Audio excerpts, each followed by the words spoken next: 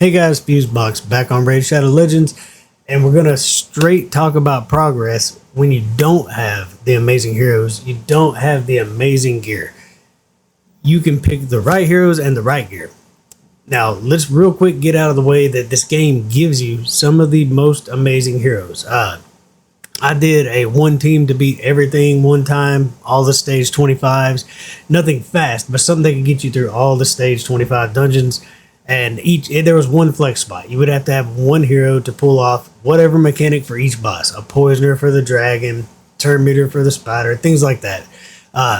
But let's kind of go through. I want to focus on sets. I know that you realize a stun set is useful and a toxic set is useful, but I don't know if people are really using them while they're progressing the way they probably should. So let's start with the stun set. All right, we're going to take on Dragon 25. We're going to bring Apothecary, Soulbound Warrior. Let's look at what for 25. This would be so easy. If you're running 16 through 20, 21, you don't need this much speed. But this is really rough gear. They're not rolled up, I assure you. This is just gear, right? What we're going to do is we're going to use actually two different sets. Everybody's in a toxic or a stun set. That's going to get us through the waves and kill the dragon without bringing any poisons, any real control at all. No provokes here, anything like that. So what we're going to do is a stun set here on Soulbound Warrior. She's moving about 200 speed in a very weak build. She can actually do some damage, but she does have crit rate and some crit damage, but really low attack, right? Easy to obtain. She's in a stun set. Stagnite is also in a stun set. Again, really low damage, even though he can put out damage. We're going to bring him in a very easy to obtain build. If they need any accuracy, they're going to have it, but you only need 220 for this, and the rest is just overkill. So stun set here, both. He's not even really at 200 speed. A stun set here. Now, I've got him moving fast. It's my favorite way to use Bellower. These really are not hero specific. You would just want to bring somebody to debuff so it doesn't take forever. Other than that, we're looking for like AoEs on an A1. We're only going to use the A1 off of Bellower because it's my favorite move he has. It actually can block active skills in case a stun fails. And then we're going to have two toxic sets. That's going to be on Pardon and Apothecary. And everybody's really moving around 200 speed. We're on stage 25. That's something you're really going to want to work on. Other than that, that's it. 3 stun sets, 2 toxic sets, 3 rares. I'm kind of using Pardon to drive home a point. These fusions and fragments, if you're able to do them, everybody was just like, nah, don't want this guy. Well, he's great. He's going to bring some heals. So is Apothecary. And again, a debuffer. And then it's all about stun sets, toxic sets, stage 25 with a pretty easy to build team. And you can take any of these out and swap them with almost anybody. More than likely at the end, this will come down to my higher HP champions actually surviving. I doubt everybody survives. Pardon may be finishing this out himself. He actually has good HP. But we'll see. We're going to use the defense aura from Apothecary to try to stay alive on the dragon. The dragon's going to come down to poisons, and we're doing it all with a toxic set. So all we need is 1 or 2 people standing with heals at the end, putting out poisons, and we'll get that done. So let's save this. Let's go to Dragon 25, and we'll zoom right through this and move on to other sets.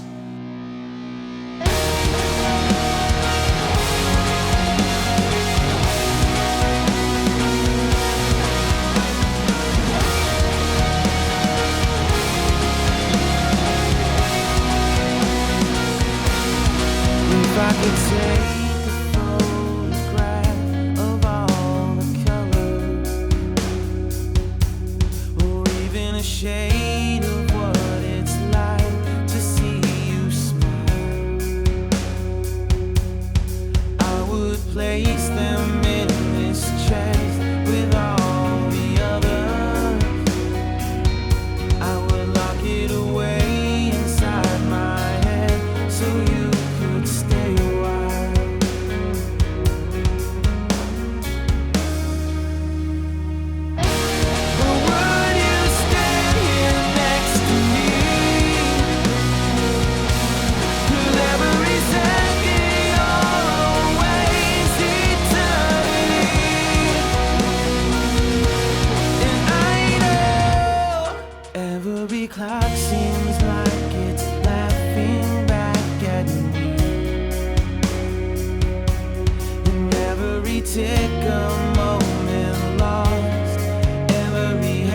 Okay, so that's really easy getting through the waves. It's completely safe. You can sub pretty much any hero in or out that you want. You just need to utilize those sets and just basically go for being fast and pretty decent HP and or defense. You don't even have to worry about the damage. The toxic sets can do damage for you. The stun set can control the waves for you. Now here I'm sure some people will die. The dragon's gonna hit pretty hard and we only have continuous heals to rely on. But all we need is one person standing with the toxic set to kind of help us get through that dragon's inhales and exhales. And aside from that, as long as 1 or 2 people are standing at the end, we're good to go. That's all it'll take.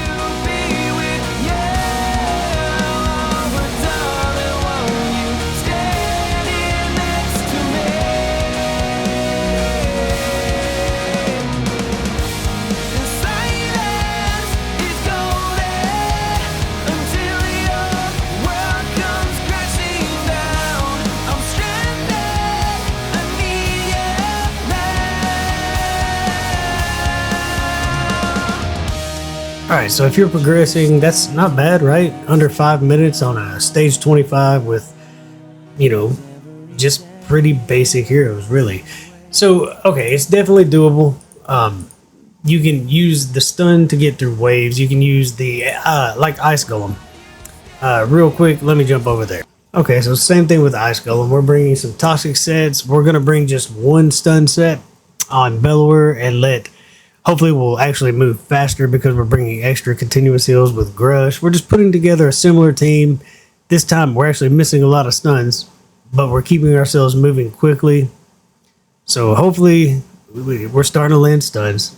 We'll zoom through this. This is stage 20 because I did run stage 25. It took 6 minutes. So hopefully we get this done in more like 3 or 4 because Ice Golem is kind of a long, nasty fight. But we're relying on poisons. We're relying on continuous heals to stay alive. We have a apothecary to keep us moving fast and one person to stun. Let's watch this second wave though. The second wave on stage 20 is notoriously nasty because you've got those reflect damages. Well, in this case, we're not bringing big damage. We're bringing poor Armiger. He's hopefully going to knock out some of the block of revive once in a while. That would be nice. Will it happen? I really don't know. He has to kill him with the right turn. But we are stunning and locking out heroes with Bellower here. Hopefully we will keep from having too many reflect damages up. But even though they're up, we've got poison slowly doing damage. It's not going to be that bad of a fight.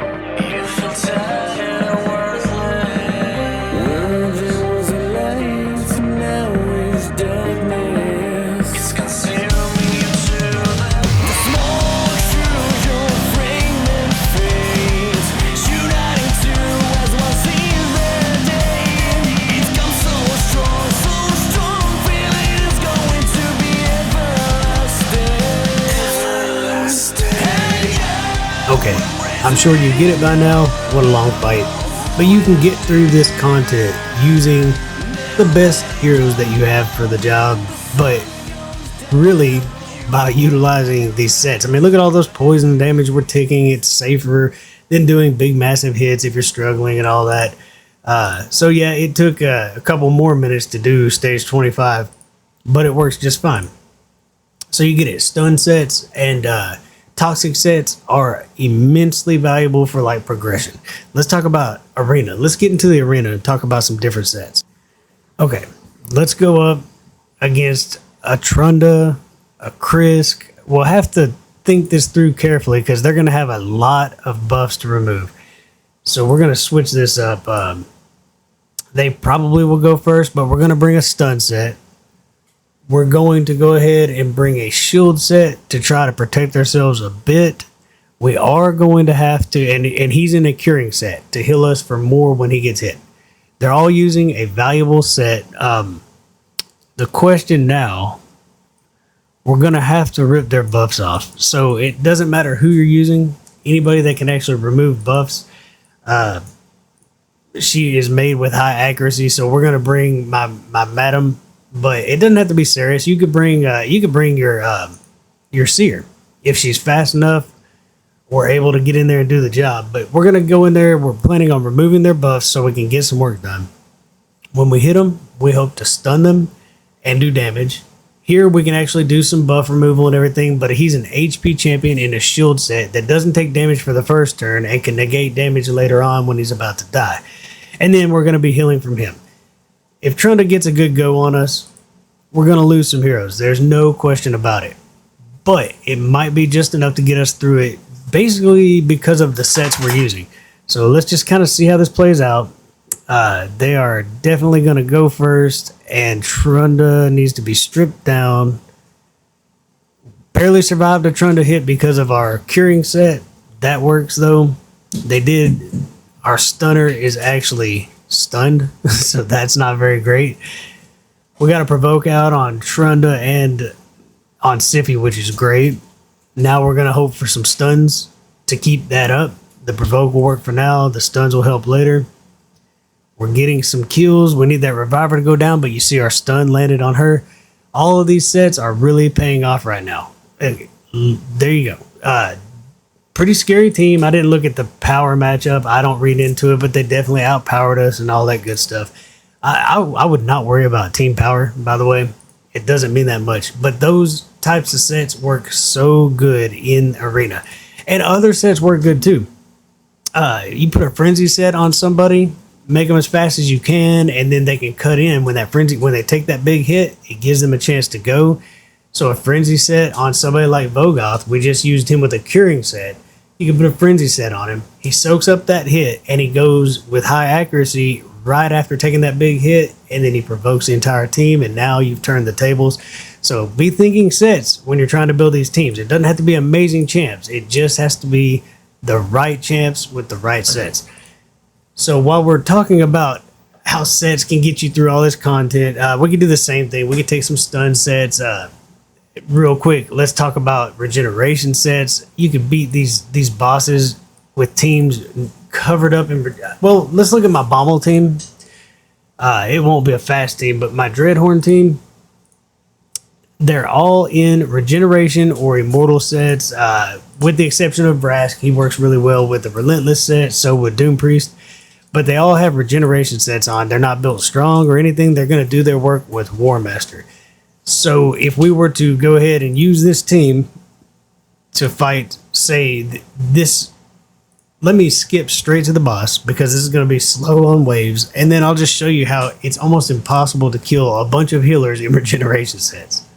Honestly, even these waves, I've got all these bombs all over me. Candrophons hitting me. We've got Pergoth and Vogoth both healing us as they take damage. And then if they are low, the next time they get a turn, they're going to regenerate. It's pretty ridiculous. So really, no matter what happens here, the poisons really should not be able to keep up with the amount of healing we get out of regeneration / immortal gear. Just watch the green numbers. Every time we take a turn, look, we're right at death, but then we're going to take a turn. Everybody's going to heal. They're going to heal themselves through their sets. It's pretty ridiculous. So let's speed this up. It's going to take forever. This actually beats Bommel on stage 90, the hardest Bommel boss there is. It can work anywhere. Now, aside from sets that can help you beat almost anything in this game, you need to think about heroes. All right, so we all want... You see some amazing heroes here. I've been lucky at times. Most of these were earned. Most of them were earned. Let's real quick. What I'll do, I'm going to put a mark on everyone that I earned through the game, or were just given to me for playing the game. We're getting into epics. It's going to be far less here, but what you'll notice is a lot of these are absolutely amazing. And when it comes to rares, There are so many rares that you can get so easily. We're not going to worry about marking them. But even down here that I haven't built them all, and in my vault, there are so many heroes. But here's the thing. You can take Lydia is free to play. Yes, that's a long ways off, but you have to remember, so is Arbiter. But to get to those, you need to be beating dungeons to get better gear so you can do better in arena with better sets and gear. But let's talk about some of the heroes they give you. Grush is absolutely Grush the Mangler, where he's a lightning affinity, I believe.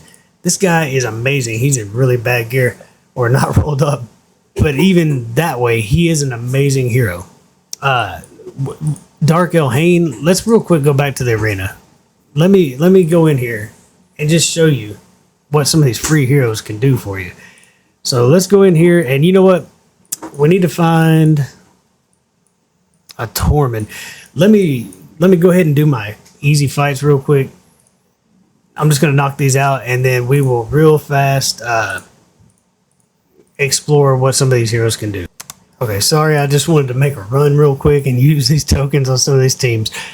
But now let's look for, surely there will be, seriously, not a single Torment.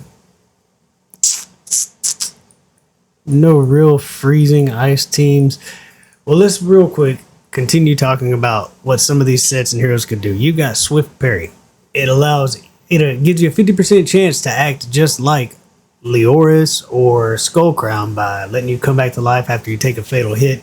Don't forget, a nuker in that can be amazing. And of course, Savage turns your nuker into a real monster to knock people out. That's how I use my Trunda. Obviously, so I'm going to go ahead and do this because usually there's Torments everywhere. But what we can do, there's a Torment and a Gurgo, whatever. The guy that freezes. Lots of freezes and a Trunda. So what we're going to do is go in here, and now we're going to show my anti-ice team. So I do still want speed and the ability to revive. So I do keep my Arbiter in there, but it doesn't matter. I don't plan on winning the speed fight. If I do, it'll just be Arbiter.